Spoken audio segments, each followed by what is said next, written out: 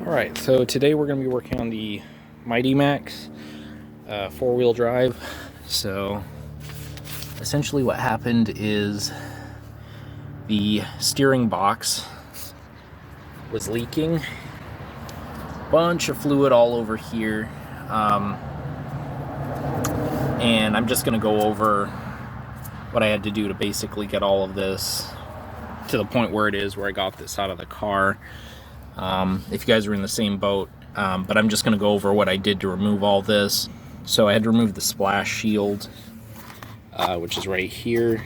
Probably going to need to make a new one because I accidentally split this while removing it.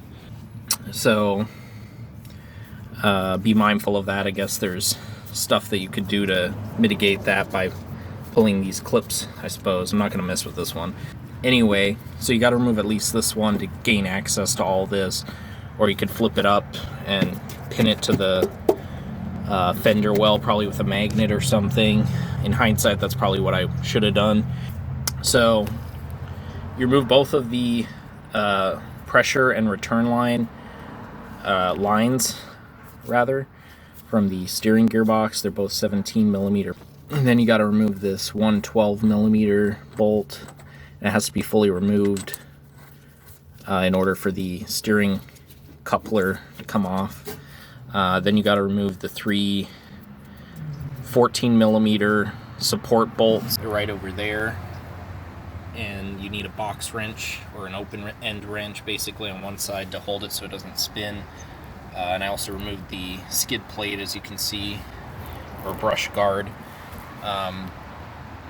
And those are all 14 millimeter bolts. So once you get the whole thing out, you probably shouldn't remove these 3 until after you actually remove the pitman arm.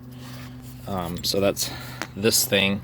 I actually removed the box with the pitman arm on there because I didn't have the puller tool. But if I had to do this again, I would leave this on here and just use the pitman arm puller on this side. But before you actually remove this, you want to make sure it has the mark.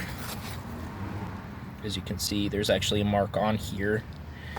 I didn't have to make one, it was already on it, but if yours doesn't have this mark, you want to obviously make one so that you can get it back in the original orientation that it came off the car, or truck rather.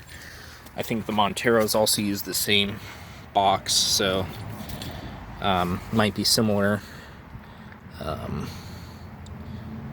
What else did I do? I think I also put like an X. I put an X here on this side to kind of indicate, and then there's an X on that side right there to indicate which way this goes, because you don't want to put it on this way, obviously. So put on like this.